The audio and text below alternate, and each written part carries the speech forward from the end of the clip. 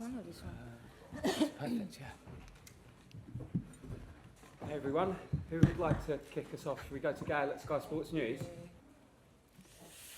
Oh, that's a hard question. I think what our team, like, they really wanted to win too. I think there were two teams that really wanted to win that game. And that's what made it so tight. And they play really physical, well organized, and it's a very good team too. And their togetherness is really strong too. So we had a hard time to play our game. When we didn't get rhythm in the game, there were just a couple of moments.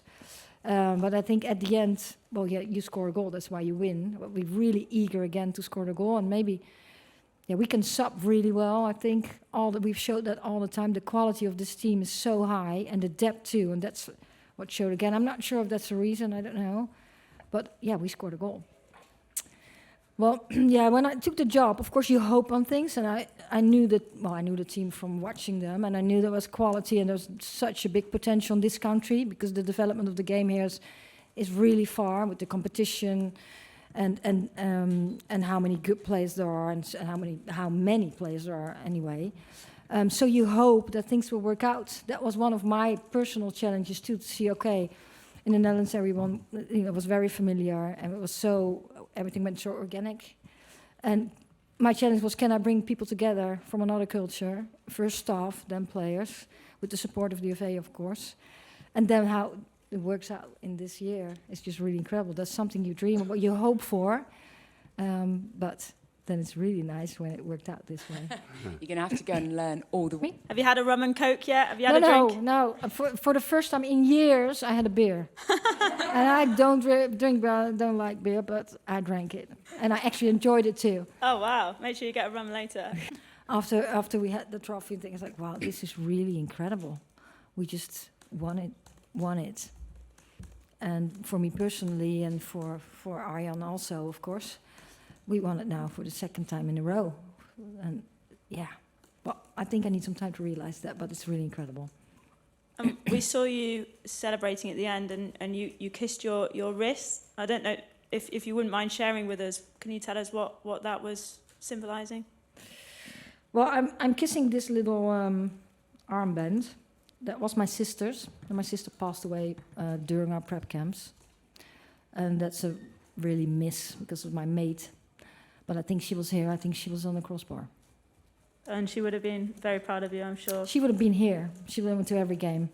So she would be really, really proud of me, and I'm really proud of her too. Yeah, you should be. Thank you. Team World Cup next year. Yeah, we said that. So now we won the Euros. Now the expectations will go through the roof again. Well, first we're going to party. We're really, really proud of ourselves, how we accomplished it. And we have all seen, and you're a football follower. I think you have been following this team for a long time.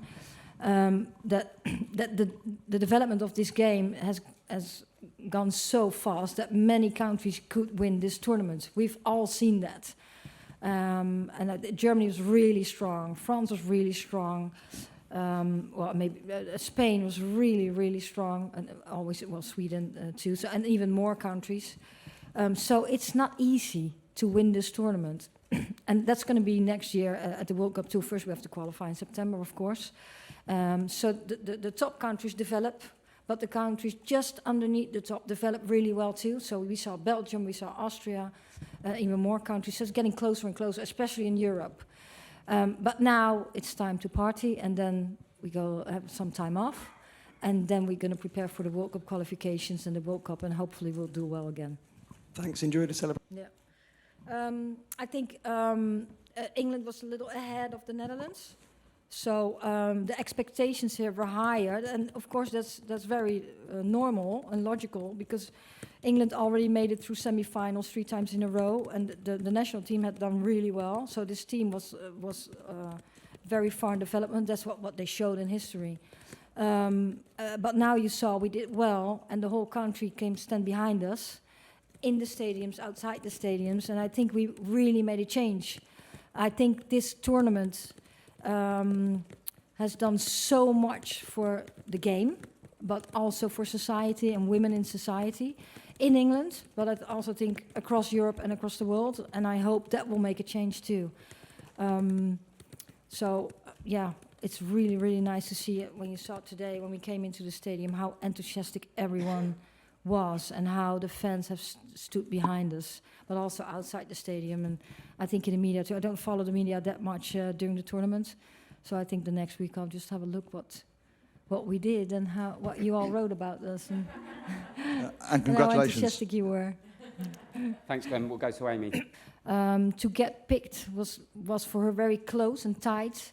Also because the competition in England finished early, and she just started playing 30 minutes, 60 minutes, 90 minutes. And of course, I'd seen her play before she got injured, and she developed so well. She did so well.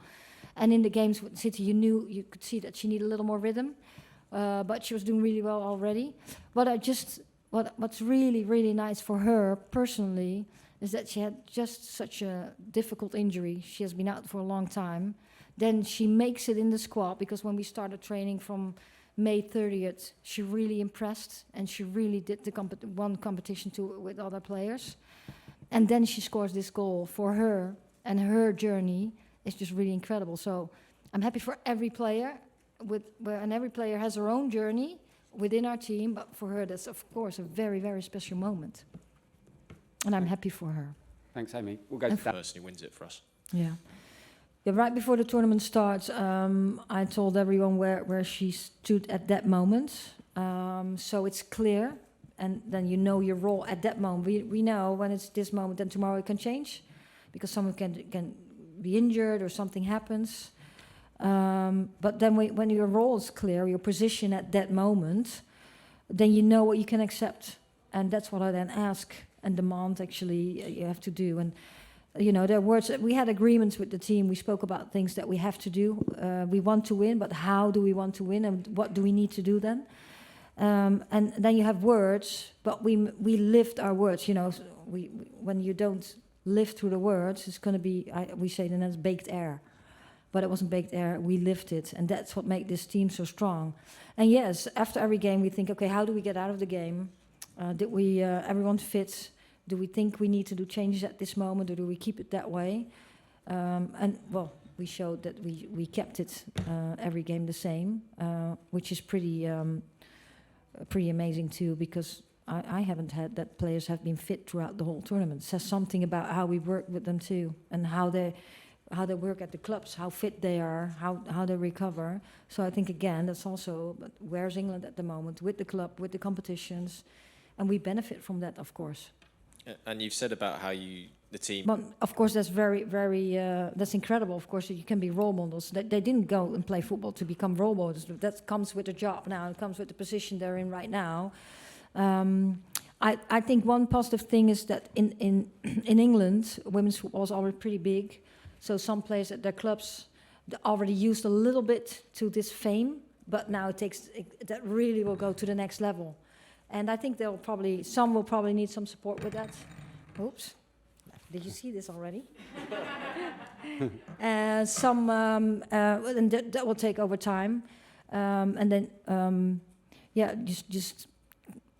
when it comes to, at the end you're a football player and you want to perform, more things will come on their path besides football, which is connected with football. And we probably need to help a little bit with some players. And some will really manage really well, but it's something to be aware of later on. It's not the subject of the talk tonight, I think. Thanks for interrupt. Thank you. Sorry. Yeah, well, I just, it's really incredible. I think, through this way, the team has done so well, and without good players, you will never ever going to win a tournament.